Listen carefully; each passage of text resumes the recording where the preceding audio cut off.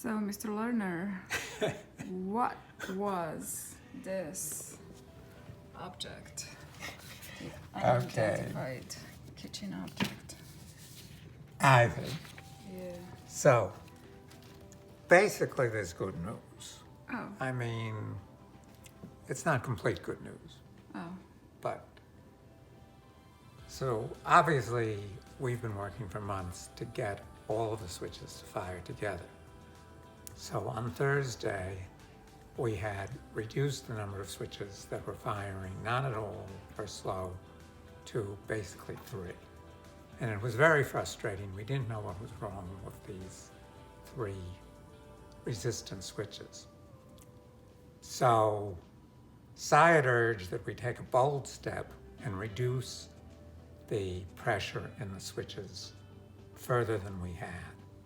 Now the danger here is if the pressure in the switches is too low, before we get a chance to fire the switches, they will pre-fire.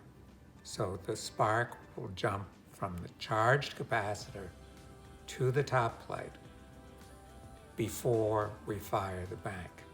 And because that's a fairly slow process in electronic terms, more energy is released. The top is blown off of the switch, the little plastic bolts break, and there's a day's cleanup job.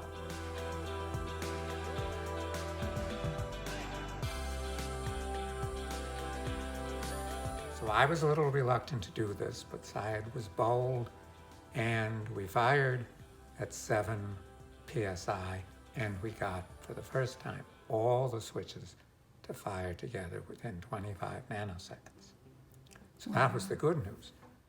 What was really puzzling was, all along, we have thought that the misfiring of the switches was associated with a big negative pulse at the start of the discharge. The early pinch? What you Yeah, used to so call the here, early pinch? if you look at the graph, this is a graph of that last shot where we're measuring nanosecond by nanosecond the voltage on the anode, which is the very heart of our machine. And what you notice is the voltage goes way down. This is 20 kilovolts, not a small amount of voltage, before it goes way up to the positive charge.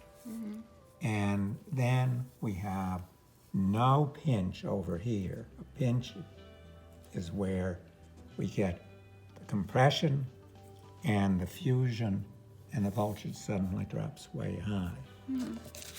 So what we want to see is something like this. This is a good shot from way back in 2016 when we were using tungsten, no negative pulse. Oscillations, we want to get rid of those. But then this big spike over here where we get lots of fusion.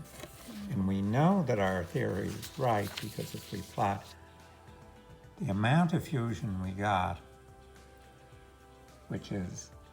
Okay, but you're not answering my question. We'll get to your question.